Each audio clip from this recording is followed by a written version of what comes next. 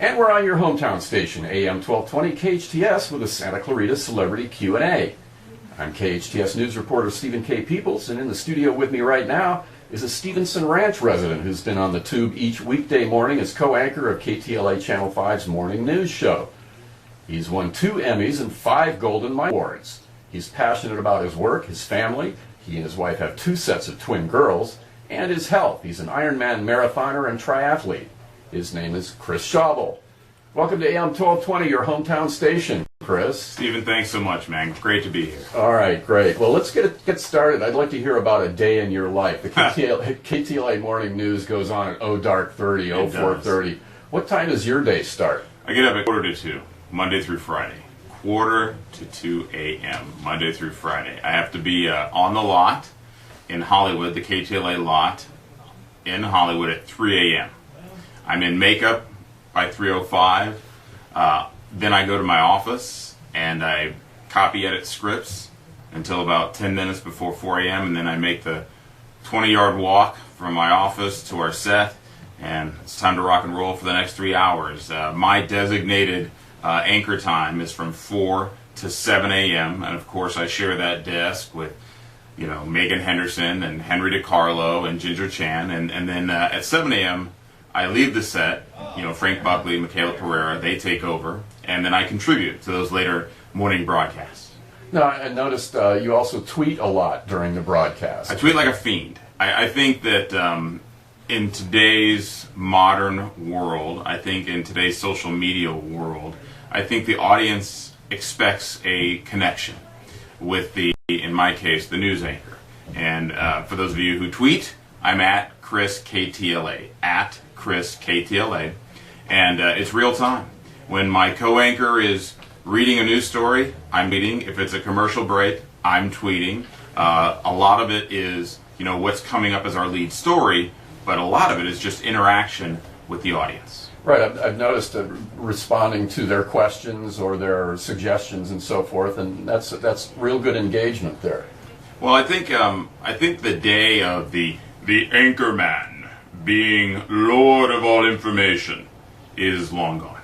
I think that the citizen journalist has arrived, and I think that they want to help. They want to see their knowledge shared with others, and oftentimes the most immediate way that happens is via social media.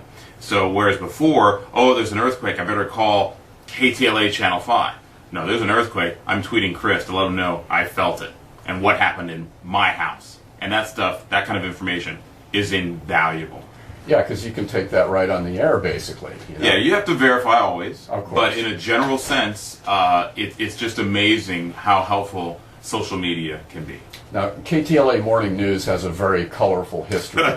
Going back to when Carlos Amezcua was the co-anchor, and so you're kind of carrying on a tradition there, yeah? Yeah, I think, and here's the neat thing. For those of you who don't know, I was at Channel 4, the NBC affiliate, for a decade in the same position.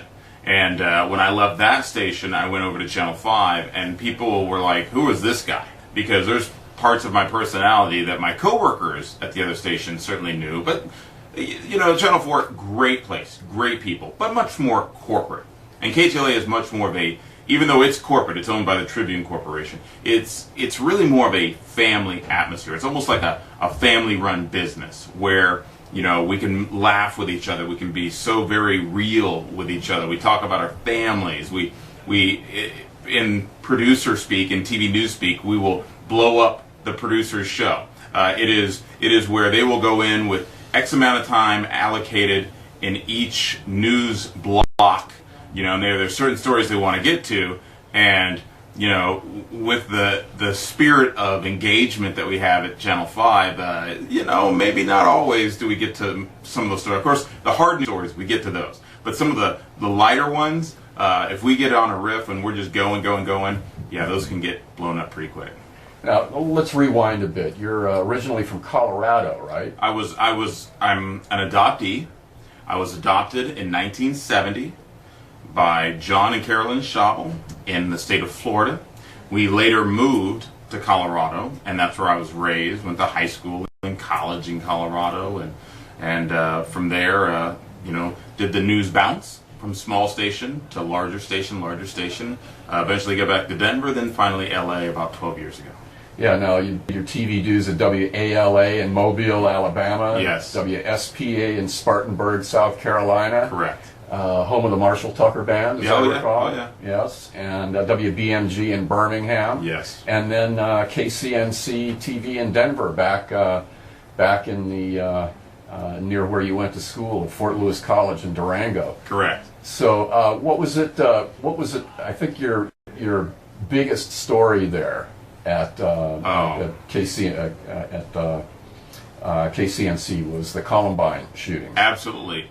Tell me about that experience. At that time, and this is so very sad to say. That was April '99. Correct. At that time, that was the largest in terms of victims and fatalities school shooting in American history. School shooting. There had been a bombing, I think almost a century before. But anyway, the bottom line is, at that time, it was the most tragic scenario that we had seen in a school setting in modern history. And it was devastating. You're seeing bloody kids run by you. You're seeing desperate parents trying to reconnect, fearful for the well-being of their children.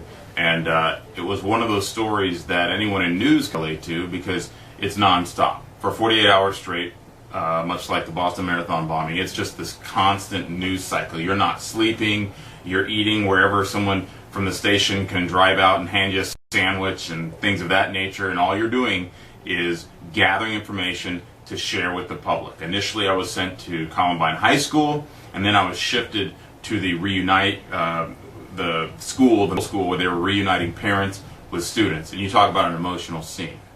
Yeah, that must have been very, very... How did you keep it together during all that? I was numb until I was sent home after 48 hours to finally get some rest. And then on the way home, and I was even asking myself that question. I was like, how come I'm not crying? And then all of a sudden, I was bawling. On the way home, after I finally was on my way home to get some rest, I was just bawling.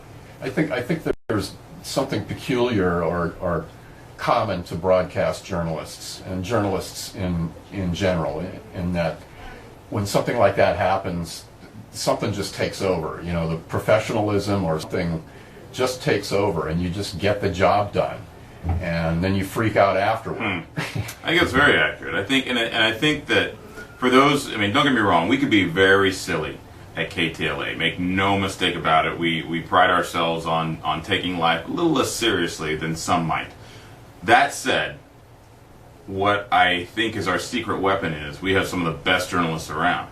And you're right, the adrenaline kicks in, and you want to get that story, and you want to do the very best that you can, and that's when awards are won. Not that you do it for the awards, but that's when you're recognized for your hard work and your diligence. Right, and you guys won an Emmy for that coverage, right? Sure did. The station won Best Breaking News. Yeah, and it was a breaking news story for days. Yeah, it was. As you said. Yeah.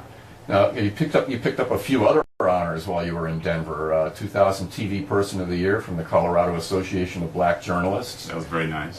2001 Top 10 History Makers from Urban Spectrum magazine. I don't know where that came from, but it was very nice. Trust me, I don't consider myself a history maker, but hey, if they wanna throw the kudos my way, it makes me look good to the boss. So. Okay, now at what point did you get married and start a family, Chris? It was back. You mentioned Mobile, Alabama, in my news journey, and that's when I met and married my wife. It was in 1994, July 30th of 1994, in Mobile, Alabama. The former Katrina Jackson, who is now Katrina Schauble, she was an educator. She asked me if I would come speak to her students. So if you're a single lady and you want an angle, I laugh about this now because a friend of hers put her up to, I didn't find out until well after we had been married, a friend of hers put her up to, hey, why don't you ask that guy on TV if he'll come speak to your students? See, she would get pilots to come speak, she would get doctors to come speak, and my wife was like, maybe I'll try that. And sure enough, she ended up marrying the first guy that she asked to come speak. And all these years later, we have 2 sets of twin girls, ages 11 and 9. Well, congratulations. Born right here in the state of California. Very good, very good. Well, we're going to take a short break. We'll be back with more of our KHTS Santa Clarita Celebrity Q A with Chris Schauble of KTLA Channel 5, our special guest with yours truly, Stephen K. Peeples, on your hometown station, AM 1220 KHTS. And we're back on Santa Clarita Celebrity Q A with KTLA Morning News anchor Chris Schauble on your hometown station, AM 1220 KHTS.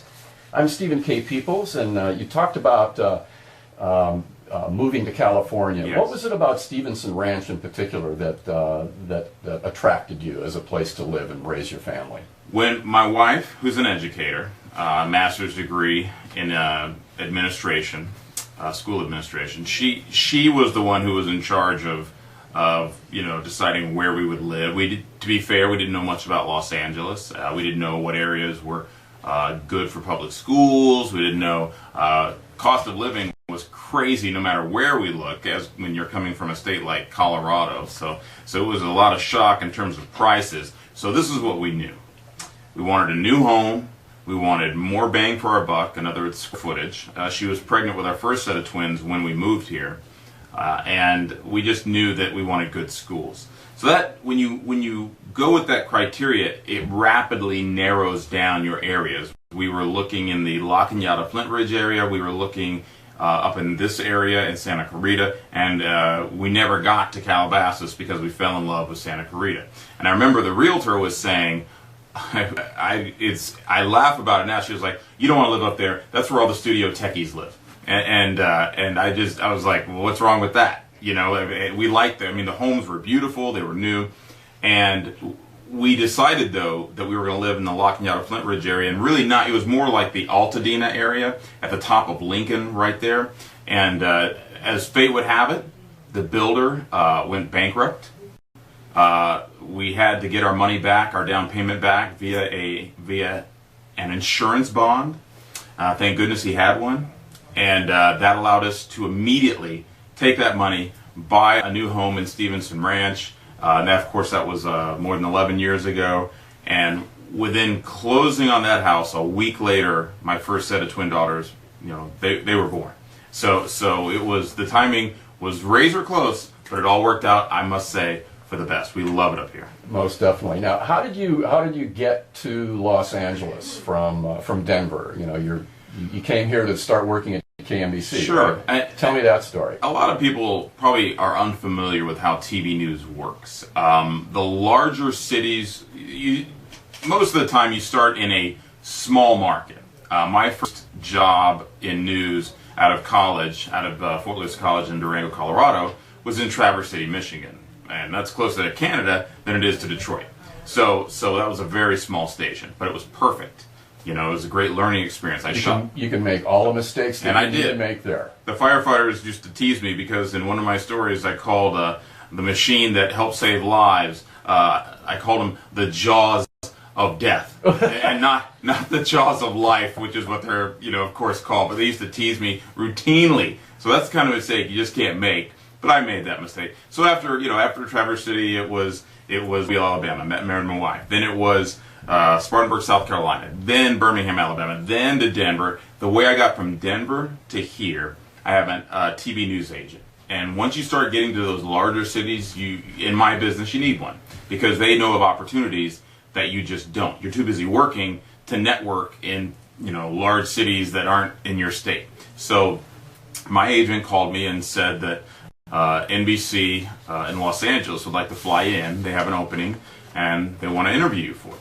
And so, sure enough, flew in, was interviewed by the then general manager, a woman by the name of Paula Madison, and it went very well. And the rest, as they say, is history. As it were. Now, KTLA's, the morning news show is not necessarily a hard news show. Right. You did mention that you do cover the hard news stories when they come up. But right. Generally, you try to keep it light and keep it so that it's not going to be too heavy on people as they're getting ready for work and starting their day and so forth. I think it's a bit of a variety show. If I could label it, it's definitely news. If you watch those first 10 to 15 minutes of our news broadcast, you're going to get very professionally delivered news by some of the most veteran reporters and broadcasters in Los Angeles. For example, Eric Spillman has been there since 1991 when the KTLA Morning News first started. He tells stories of how no one was watching when they first went on, and then they just slowly built an audience by being good and being different. And I think the riots had a lot to do with that. They could stay on when other stations were going to network coverage. They stayed local. Right. Right. Well, KTLA has a long history of that. You know, going back to Stan Chambers and back to the 40s when the station was established, and you know, just being on the scene was something that put KTLA on the map as an independent station in the LA market. Now, your time at KNBC and KTLA hasn't been without controversy. No, that's true. You've had a couple of a little bumps there. What are your comments about that? There was the shake weight segment. Right. Well, that was a. Well, see, the shake wasn't. It was. How do I put that?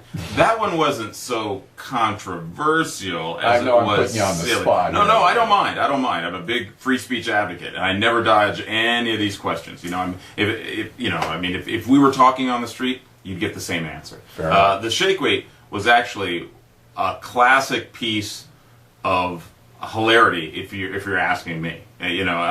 Management. Initially, the feedback didn't come until it just blew up and more than 1 million people were looking at it on YouTube. And it's hard to find, but if you can find it and you have a sense of humor, I can pretty much guarantee you're going to laugh. And it was, and for those of you who don't know, basically Shake Weight came out with a new product, a larger one, a bigger Shake Weight, and they even started holding classes, Shake Weight exercise classes. And it was, Ally McKay went live. We had an incredible amount of fun with it. Would I do it again? Excuse me. Would I have that much fun with it? Not just me, but Mark Kriske, Sam Rubin. I mean, it was excuse me. It was a lot of fun for all of us. But would we take it that far? Of course not. And then going back to Channel 4, there was a series of production errors. I mouthed the words "what the f" cuss word, and it wasn't audible because I didn't say it, but I mouthed it, and it was clearly seen on TV when I didn't realize I was going to be on TV, and that's another sad piece of YouTube video that will trail me forever. But I've learned that people make mistakes, and that's certainly one that I regret. Well, there you go, and that's the only thing you can do is just apologize and move on. That's that. You have some cool movie credits and TV credits too. Was looking up your IMDb profile, and it starts off with a couple of episodes of The West Wing in 2002 and 2003. Now that was a very popular series. It was huge. Yeah, it was huge at the time. Martin Sheen was a superstar at the time, and so what was your experience working on that? Well, the neat thing about being in TV news in Los Angeles is frequently they need people who seem credible as a reporter on these programs, and so what they would do is frequently they would contact people at our station, or in my case me, and so there was a couple of episodes, election night, and then I believe it was Red Hawk Down or something along those lines. The two episodes that they asked me to be a part of. Both times I played a reporter, so it was right up my alley. And of course I had Martin Sheen sign my sides, my scripts, and I have those framed at my house. So The West Wing, what else have you appeared in on the tube? The Closer, a couple of episodes of The Closer. There was a spin-off called Lion's Den from West Wing, and I was a part of that as well. It didn't last very long. Again, I always play a news reporter. I'm probably forgetting some, but I also, I believe it's next month or later this month, there'll be a movie called White House Down, and it stars Jimmy Fox, some other big names, and I play a reporter in that. I don't know if I've made the movie or if I'm on the cutting room floor, but I played a reporter in that movie too, and I say something along the lines of dramatically, of course, setting a scene in front of the White House where people are fleeing, and there's some actual people who are running toward the White House as it's being attacked, and then I say something to the effect of, "Oh, here it comes, we're all going to die," and run off camera. So when you see that, that's me. Very good, very good. Well, now, aside from your broadcasting career, you're also a kind of a fitness nut, in a way. You've participated in 3 different Ironman competitions? 3 full Ironman competitions, and then 4 half Ironman distance races in triathlon, and then dozens of smaller, shorter sprint and Olympic triathlons. For those of you who are unfamiliar with what the distances are for an Ironman, they are a 2.4 mile swim, followed by a 112 mile bike ride, followed by a full 26.2 marathon, back to back to back, as per Ironman tradition from when it started way back in Hawaii. And the World Championship is still held in Hawaii, on Kailua Kona. That's one of the ones I've done. You have 17 hours to finish.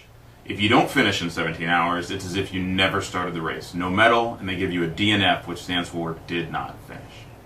So, but it's a passion, and it keeps my weight in check, if you will, because I love to eat, and it shows when I'm not working out. And as a matter of fact, after the last Ironman I did in New York, the first one ever held in the New York metropolitan area last August, I realized I had a cartilage tear in my right knee.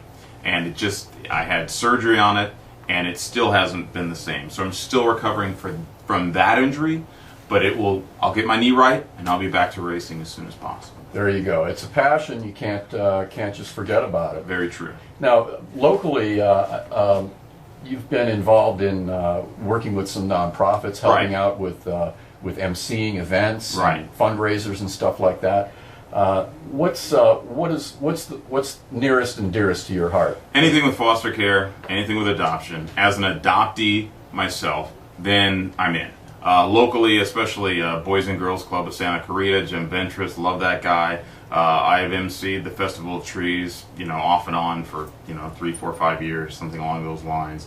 Anytime the Boys Club needs me, I'm there. And then on a larger scale, our supervisor, Mike Antonovich, I help his event, All for the Love of Kids, which is a fundraiser which provides the department, DCFS, the Department of Children and Family Services. They have, by the way, more than 15,000 kids in their system who have been neglected or abused. And what All for the Love of Kids, Mike Antonovich's charity, what it does is it provides services for these kids in foster care that the county cannot pay for because they don't have the money. Music lessons, braces, team sports equipment, things of that nature that if you're in the foster care system, it doesn't have the money to pay for. But this organization, All for the Love of Kids, helps those kids get some of the things that they need in order to seem like a normal kid. And when you're being shuttled from one home to another, just to have something that you can call your own, a baseball bat, a baseball glove, is incredibly heartwarming to that kid. And in addition to that, a similar program is the Rowell Foster Children's Positive Plan, the RFC. Let me get this right. Rowell Foster Children's Positive, the RFCPP, and it was started by Victoria Rowell. Same thing. She's the actress who used to be on The Young and the Restless, Diagnosis Murder, things like that. She started a similar program, and so I've been involved with that. Also with the Department of Children and Family Services, from time to time they'll ask me to come out and encourage parents. Hey, you're doing a great thing. Let me tell you why. The kid you adopt could be like me. You can give them a shot, and that's what I mean by that. You can give a kid a shot, and the sky's the limit. That's really awesome. That's very cool. Thank you. That's very cool. I want to rewind to how you decided that you want to become a broadcast journalist. What was it that was so attractive about that as a career that's the way you went? It was innate. My father, when we would, I grew up in one of those households where you sat down as a family for dinner, and my late father, John Schauble, was a physicist. He used to design things for the military to test weapons. So he worked for the government. He wasn't in the military, but he was a civil servant of the military. Government contract. Exactly. And so what would happen is, he would come home. First thing he'd do is, go out for a jog, come back, then he'd click on the news, and we'd all sit down, just, as a family we'd watch it, and then we'd eat dinner together, and we'd discuss the events of the day. And so without knowing, he was passing along a love of current events and democracy and information, and that's kind of where it all started. And as I got older, I didn't really think it was a viable career, to be honest with you. I thought that, I didn't really think without really knowing what it took, I was like, that'd be a great career. We're talking high school, and you fill out those forms, and you sit down with your counselor, and you figure out, what do you want to do? And I mentioned that, but I didn't think that was realistic. I went to college thinking that I was going to be an attorney, and I even declared political science as my major, which would hopefully lead to law school and all that kind of stuff. But then I had a professor in Intro to Mass Communications, when we got to the whole TV news section of it, who pulled me aside and said, "You're good at this. You like it. You might want to give it a little more thought." And that's all it took. I had a buddy who was in my dorm at the time, whose older brother, was Tom Costello, he wasn't the Tom Costello now, correspondent for NBC News. At the time, he was a local reporter for KUSA in Denver. And he said, "Tell you what, write my brother. He'll write you back. He'll tell you what it's like, and then you go from there." Fantastic. I know. Well, we're going to take another short break. We'll be back with more of our KHTS Santa Clarita Celebrity Q A with Chris Schauble of KTLA Channel 5, our special guest, with yours truly, Stephen K. Peeples, on your hometown station, AM 1220 KHTS. And we're back on Santa Clarita Celebrity Q A with KTLA Morning News anchor Chris Schauble on your hometown station, AM 1220 KHTS. I'm Stephen K. Peeples, and we're going to wrap it up here. I had one last question I wanted to ask you. As far as advice would you give to a young journalist who wants to pursue a career in broadcast journalism? What do you think would be the best way that they could prepare for that? So your high school is going to be similar to everyone else's high school experience. After that is where things, I would say, get placed on the individual. You should, in college, go to a college if you can, a college or university, that has some type of broadcast program, TV news broadcast program. Doesn't matter how prestigious it is. You don't have to go to Northwestern University, the Medill School of Journalism. Great school, arguably the best in America, but a person with big dreams can go to a small school and be just as successful if you're willing to work hard. So my advice is go to a school with a broadcast journalism program. There, make it your elective, be there on your free time, which is what I was doing. I was turning stories during my college day. I would just turn them. And my roommates were like, "Why are you always gone? Why do you care so much about that stuff?" And to me, it was fun. And turn as many stories. Also, double major would be my thing. Major in broadcast journalism or communications, but also have a fallback, because it's a tough business and a lot of people don't stay in it because it gets very tough. The money, especially when you start off, is very low, and you could make a lot more money doing a lot of other things in today's modern society. So if you really love it, go for it, but have a fallback plan, and that's where the double major could be very handy. Yeah, definitely. And once you get to major markets like New York, LA, Chicago, it's pretty cutthroat. Yeah. And the fact that you were at KNBC for a decade, right? That's pretty good, considering that it's kind of musical chairs with the anchors in the LA market. It really is, and that I do take a level of pride in that. And my hope and my goal is, people ask, "Well, what are your long-term goals?" And I have to catch myself, because I don't really have a goal beyond, and I mean this in a negative way. It's not like I'm not a goal. I'm very much so a goal-oriented person. But I love what I do. I get to be home with my daughters. I'm the one that picks them up from school every day. I'm the one that coaches them for their local track club, the Santa Clarita Storm. That's the father I get to be, because I am a morning news anchor, and I love my job, and I love the family life that I have because of it. Well, thanks very much, Chris. It was great having you in here, and love to hear about your experiences growing up and how you got to the Santa Clarita Valley, and we wish you nothing but the best of luck going forward, and thanks again for being with us. Thank you, Stephen. And that's it for, let me get to my end. Special thanks to our guest, Chris Schauble, for being with us. I've got to do a little editing here. Great, Chris, thanks again. Well, special thanks to our Chris. Well, great, Chris, thanks again. Special guest to our guest. Well, thanks again, Chris. Special thanks to our guest, Chris Schauble, for being with us. for a Santa Clarita Celebrity Q A on your hometown station, AM 1220 KHTS. I'm Stephen K. Peeples, inviting you to join us next time. Bravo. And that's a wrap. Fantastic.